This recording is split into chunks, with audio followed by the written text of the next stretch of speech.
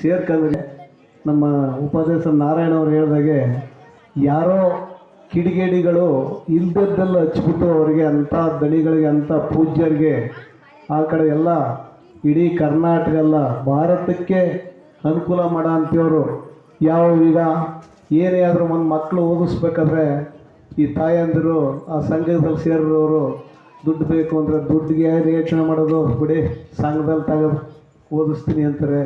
ಒಂದು ಮನೆ ಕಟ್ಟಬೇಕು ಅಂದರೆ ಆ ಸಂಘದಲ್ಲಿ ತಕ್ಕಂಡು ಶುರು ಮಾಡ್ತೀನಿ ಅಂತಾರೆ.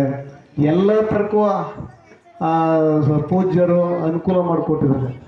ಒಂದು 2,000 ರೂಪಾಯಿ ನಾವು ತಗೋಬೇಕು ಅನ್ನೋದಾದರೆ ಒಬ್ಬರು ಏನೇನೋ ಬರ್ಕೊಡ್ಬೇಕು, ಒಂದು ಬ್ಯಾಂಕ್ ಹೋದ್ರೆ ಏನೇನೋ ಇದು ಮಾಡಬೇಕು. ಒಂದು ಆಧಾರ್ ಕಾರ್ಡ್ ಕೊಟ್ಟವರು ಲಕ್ಷಾಂತರ ರೂಪಾಯಿನ ತಗೊಳ್ಳೋ ಅಂಥದ ಶಕ್ತಿ ಕೊಟ್ಟಿದ್ದಾರೆ ಪೂಜ್ಯರು. ಆ ಥರದಲ್ಲೆಲ್ಲ ನಡ್ಕೊಂಡು ಹೋಗುತ್ತೆ. ಅಂಥವ್ರ ಮೇಲೆ ಏನೋ ಒಂದು ಅಪಪ್ರಚಾರ ಮಾಡಿ ಬಡ್ಡಿ ಮಕ್ಕಳು ಏನು ಅಪಪ್ರಚಾರ ಮಾಡಿದ್ರೂ ಒಳ್ಳೆಯದೇ ಆಗುತ್ತೆ, ಅವರು ಇದ್ದಷ್ಟು ಅಭಿವೃದ್ಧಿ ಆಗುತ್ತೆ, ಅದೇನು ತಪ್ಸೋಕ್ಕಾಗಲ್ಲ. ಆದ್ರೂ ಅಂಥ ಕಿಡಿಗೇಡಿಗಳು ಮಾತಾಡೋ ಟೈಮ್ನಲ್ಲಿ ತಾಯಂದಿರು ಅಂಥವ್ರಿಗೆಲ್ಲ ಸ್ವಲ್ಪ ಬೆದರಿಸ್ಬೇಕು. ಅವ್ರು ಎದುರಿಗೆ ಏನು ಮಾತಾಡಬಾರ್ದು, ಆ ಥರ ಮಾತಾಡಿ ಭೂತ ಬಿಡಿಸ್ಬೇಕು ಅಂತ ಹೇಳ್ತಾ ಈಗ ಟೈಮ್ ಆಗಿದೆ. ನಮ್ಮ ಇವರು ಕೂಡ ಅವರು ಭಾಷಣ ಮಾಡಬೇಕು.